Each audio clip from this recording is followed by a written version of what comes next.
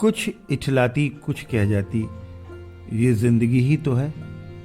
किधर से गुजरे थे, कहाँ कहाँ भटके थे। कुछ भिगो गए थे, कुछ छूकर निकल गए थे। कुछ रुला गए थे, कुछ बहा ले गए थे। आओ गाते हैं तराने अनुभवों की दुनिया के। नमस्कार दोस्तों, आप सबका स्वागत है national institute of social defence और ministry of social justice and empowerment, government of India, media for community foundation New Delhi और पीपल्स इनिशिएटिव लखनऊ के संयुक्त तत्वाधान में वरिष्ठ नागरिकों द्वारा प्रस्तुत इस खास कार्यक्रम श्रृंखला अनुभव लखनऊ में, जिस प्रोजेक्ट को कंसीव और डिजाइन किया है डॉक्टर आर श्रीधर, श्री आलोक वर्मा जी और श्री अरविंद नारायण मिश्रा जी ने। रेडियो कोऑर्डिनेटर हैं अरविंद नारायण मिश्रा जी और प्रोडक्शन कोऑर्डिनेटर हैं कुश त्रिपाठी। दोस्तों, कार्यक्रम में प्रवेश करने से पहले मैं एक बार आपको एक टोल फ्री नंबर बताना चाहूंगी जो हमारे सीनियर सिटीजन्स की मदद और सपोर्ट करने के लिए है। आप इस नंबर का इस्तेमाल सुबह 8 बजे से रात 8 बजे के बीच में कर सकते हैं। यदि आपको किसी प्रकार की मदद और सपोर्ट की जरूरत है तो आप इस टोल फ्री नंबर 14567 पर कॉल कर सकते हैं। एक बार फिर से नंबर रिपीट कर देती हूँ, आप चाहें तो इसे नोट भी कर सकते हैं। 14567। इस नंबर पे doctors, hospitals, old age homes से लेकर लीगल गाइडेंस, इमोशनल सपोर्ट और बुजुर्गों के शोषण के केस में डायरेक्ट इंटरवेंशन और निराश्रित बुजुर्गों को रेस्क्यू कराने तक सभी प्रकार के सपोर्ट के लिए कॉल किया जा सकता है। अब आइए दोस्तों, बढ़ते हैं कार्यक्रम की ओर। मैं हूँ तृप्ति और ये कार्यक्रम आप तक लेकर आ रहे हैं अनुभव लखनऊ। डॉक्टर सूर्यकांत से बातचीत हमारी जारी है। ये एपिसोड 2 है और इसमें चर्चा कर रहे हैं डॉक्टर सूर्यकांत के साथ श्री अरविंद नारायण मिश्रा। ये मैं आपसे सवाल इस श्रृंखला का दूसरा शुरू करता हूँ कि सबसे पहले हमको आप कुछ एक फॉर्मूला ये बताइए कि सीनियर सिटीजन जो हैं जिनके कोविड का असर हुआ था उनके लिए आज समय हो गया है, काफ़ी साल भर हो गया है, लेकिन उसके बाद भी कुछ बीमारियां आ रही हैं। जिस डॉक्टर से कहिए वो बता देगा कोरोना का फॉल आउट है। तो एक सीनियर सिटीजन का जो एक मेंटल स्टेट, क्या प्रिकॉशन वो लें, क्या करें, कुछ मोटी बात है। फिर हमारे स्टूडियो में जो और हमारे सहयोगी हैं वो सब आपसे सवाल पूछना चाहेंगे। एक तो मैं बता दूं कि एक जो आपने सीनियर सिटीजन की वॉइस नहीं, और ये तो मुझे छोटा सा एक एग्जांपल अचानक दिमाग में स्ट्राइक कर गया जी कि ज्ञान जब अनुभव में बदलता है जी, और वो जब ज्ञान देता है, आप देखिए आज दुनिया में सबसे ज़्यादा चर्चित और सबसे ज़्यादा हर घर में पाई जाने वाली, हर घर में मतलब जहाँ जहाँ सनातन धर्मी रहते हैं जी, उस पुस्तक का नाम है रामचरितमानस जी। रामचरितमानस तुलसीदास जी ने 74 वर्ष की उम्र में लिखी। शायद बहुत लोगों को नहीं पता है, आपके श्रोताओं को पता हो जाएगा। और ये है सीनियर सिटीजन की पावर, इसको आप पहचानिए। नहीं, वो तो उसमें ये भी आ रहा है कि अब जो बेस्ट मोस्ट प्रोडक्टिव ईयर्स हैं वो इसमें 60 से 70 के हैं, सब 70-80 मैक्सिमम है, फिर 60-70 है, फिर 80 ऑनवर्ड्स है। और इसीलिए शायद सरकार ने एक नई योजना निकाली है जी कि जो लोग रिटायर हो गए हैं, उनको री-एम्प्लॉयमेंट, अगर वो हेल्थ फिटनेस टेस्ट में हो जाते हैं तो उनको री-एम्प्लॉयमेंट जी जी जी। तो मेरे ख्याल से सरकार भी सीनियर सिटीजन की महत्ता को समझ चुकी है। अब मैं आता हूँ कि पेशेंट कोविड की प्रोफाइल क्या रही सीनियर। तो सीनियर सिटीजन क्या होता है, 60 साल के ऊपर एक तो हमारी बॉडी जो है 30 साल के बाद एजिंग प्रोसेस शुरू हो जाती है जी। हमारा चाहे लंग फंक्शन हो, हार्ट फंक्शन हो, ब्रेन फंक्शन हो, कोई भी अंग का फंक्शन हो, ये 30 साल के बाद धीरे धीरे पर ईयर उसमें कुछ, जैसे मैं फेफड़े का डॉक्टर हूँ तो हम कहते हैं कि जितनी फेफड़े में ताकत से फूंक सकते हैं आप, वहाँ तक की मोमबत्ती फूंक दी, ये फूंक दिया, मतलब आपके अंदर फेफड़े की पावर बहुत ज़्यादा है। तो ये 30 साल की उम्र के बाद 30 ml पर ईयर के हिसाब से लंग फंक्शन की जो पावर है वो कम होने लगती है। अगर आपने धूम्रपान किया है, एयर पोल्यूशन से रहे हैं, धूल धुआं गर्दा वाले वातावरण में काम किया है, तो यही लंग फंक्शन की जो एजिंग प्रोसेस है वो और डिटोरिएट कर जाती है। ऐसे ही सब अंग जी। तो एक तो एजिंग प्रोसेस शुरू हो जाती है, इम्यूनिटी कमज़ोर हो जाती है, और दूसरा देखा गया है, एक मैंने आर्टिकल लिखा था, कभी मौका हो मिलिएगा, 2009 में लिखा हुआ मेरा आर्टिकल है, आज भी समाचीन है वो। मैंने एक एडिटोरियल लिखा था एक अखबार में, मैं भेज दूंगा आपको। उसमें मैंने लिखा था उम्र बढ़ी लेकिन बीमारियां भी। हाँ, उम्र, लाइफ एक्सपेक्टेंसी तो हमारी बढ़ गई। जब आज़ाद हुए हम 1947 में, तो हमारी लाइफ एक्सपेक्टेंसी थी 30 ईयर्स, आज है 70 ईयर्स। तो 40 साल की लाइफ एक्सपेक्टेंसी जो है हमारी 75 साल में बढ़ गई। बड़ी बात है, बहुत बड़ी बात है। लेकिन उसके साथ साथ बीमारियां बढ़ी। ऑन एन एवरेज पाया जाता है कि बुजुर्ग में कुछ बिल्कुल स्वस्थ हैं, वो तो भाई भगवान की कृपा है, और जो नहीं अस्वस्थ हैं तो अक्सर उनको एक बीमारी नहीं होती, 2 से लेके 5 बीमारियां होती हैं। ठीक कह रहे हैं। किसी को गठिया और डायबिटीज़ का कॉम्बिनेशन होगा, किसी को गठिया डायबिटीज़ ब्लड प्रेशर का कॉम्बिनेशन होगा, किसी को एस्थमा और ओबेसिटी का कॉम्बिनेशन होगा, या और चीज़ों का कॉम्बिनेशन होगा। हमारी भी एंडोक्राइन ग्लैंड्स 3-4 में बढ़ चुके हैं।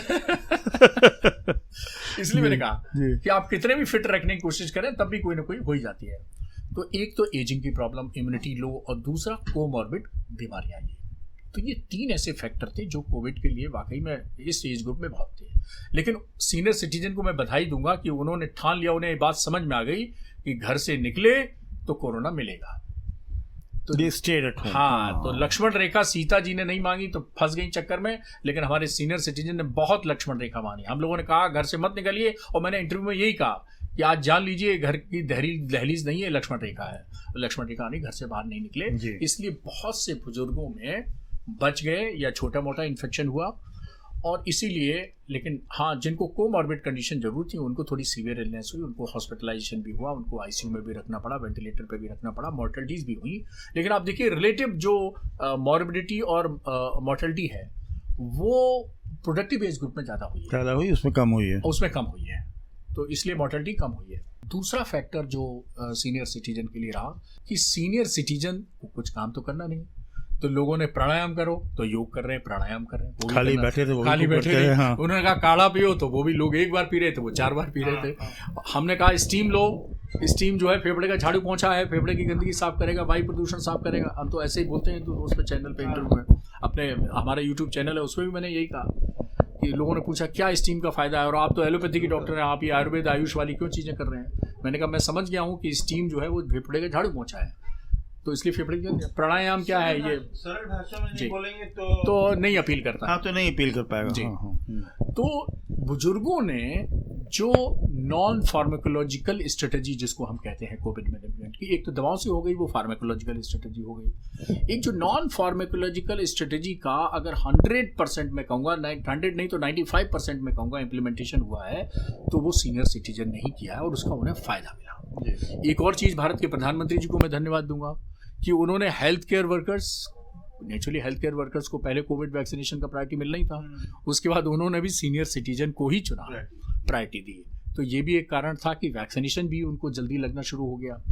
तो हम कह सकते हैं कि सीनियर सिटीजन को खतरा बहुत था, लेकिन सीनियर सिटीजन ने अपनी बुद्धिमानी से, अपने ज्ञान से, अपने अनुभव से और डिसिप्लिन से अपने को बहुत बचाए रखा, और उनके अंदर मॉर्बिडिटी और मॉर्टेलिटी दोनों ही बहुत कम हुई। डॉक्टर साहब, हम लोग थोड़ा सा पोस्ट कोविड जो सिचुएशन है, सिनेरियो बिल्ड किया है, जिसमें कि ओल्ड एज के लोग अभी भी किसी रेजिडुअल बीमारी अदर देन दी कोविड उससे भी ग्रैपल कर रहे हैं, और उनको थोड़ा कंफ्यूज है, डिस्टर्ब है मेंटली कि ये कौन सी बीमारी कैसे हो रही है, क्यों हो रही है, और काफ़ी लोग उनको ये बता रहे हैं कि ये सब पोस्ट कोविड मैनेजमेंट है। तो हम आपको बधाई देते हैं, आपने एक किंग जॉर्ज मेडिकल कॉलेज में खोला है, मेडिकल यूनिवर्सिटी में आपने पोस्ट कोविड मैनेजमेंट पर भी एक विंग खोला हुआ है, और मैं सीधे उस पर आता हूँ कि उस पर आप उस पोस्ट कोविड मैनेजमेंट में आप क्या क्या फैसिलिटी दे रहे हैं, और जैसे हमारे जो साथ लोग बैठे हैं उसको कुछ जो परेशानियाँ फील कर रहे हैं, उसमें कैसे वो आपके सेंटर पे जाके कैसे उसको देखें। जी अरविंद जी, आपने बहुत सही और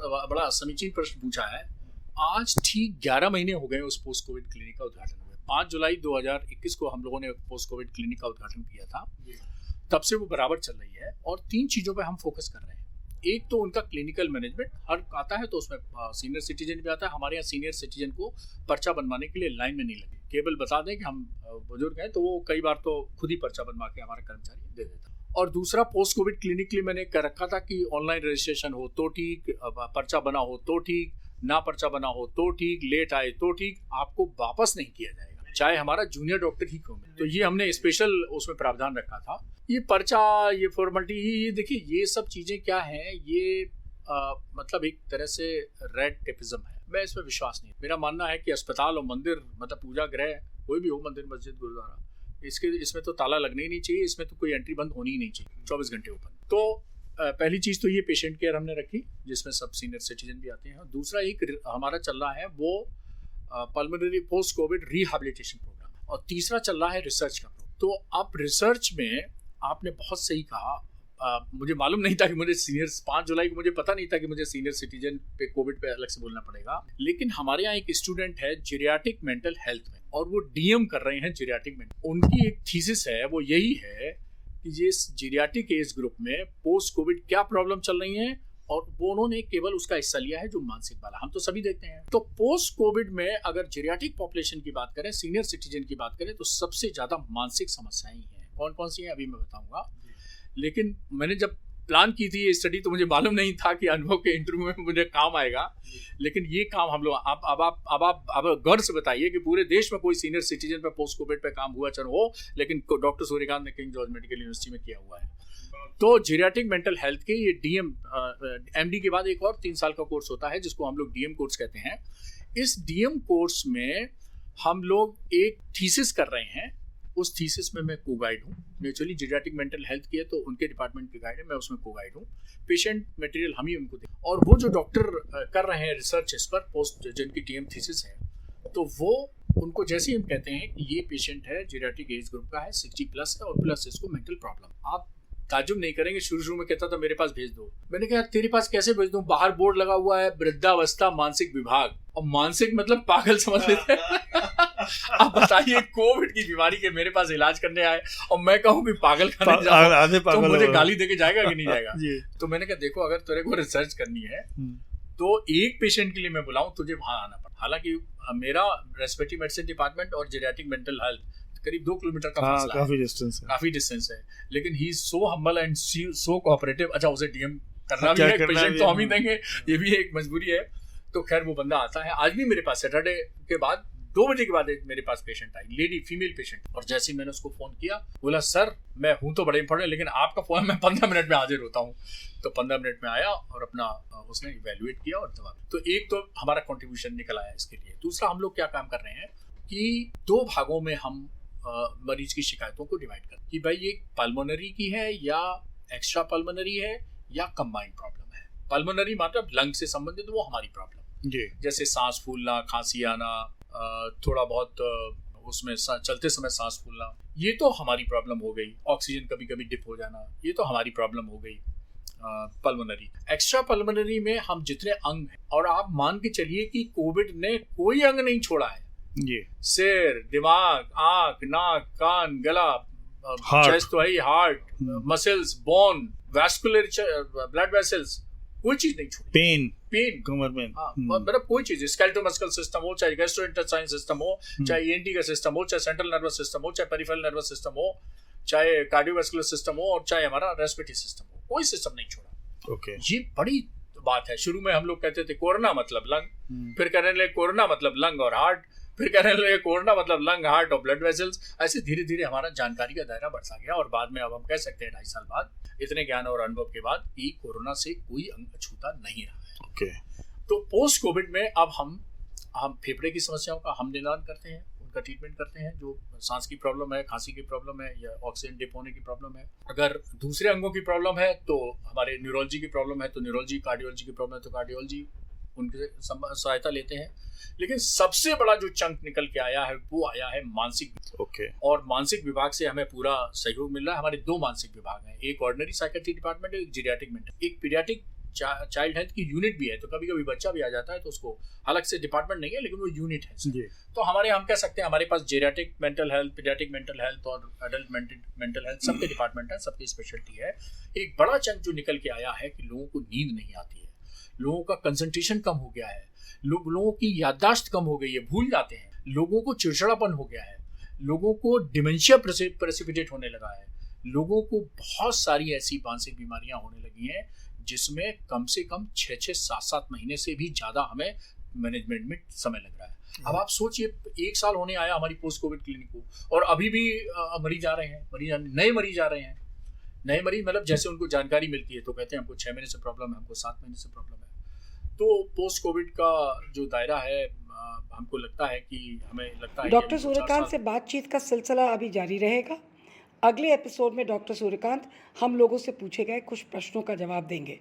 दोस्तों फिलहाल वक्त हो चुका है आपसे विदा लेने का, और चलते चलते आपको एक बार फिर से अपने वरिष्ठ नागरिकों की सहायता और सपोर्ट के लिए जो Elder line toll free number है वो बताना चाहूंगी।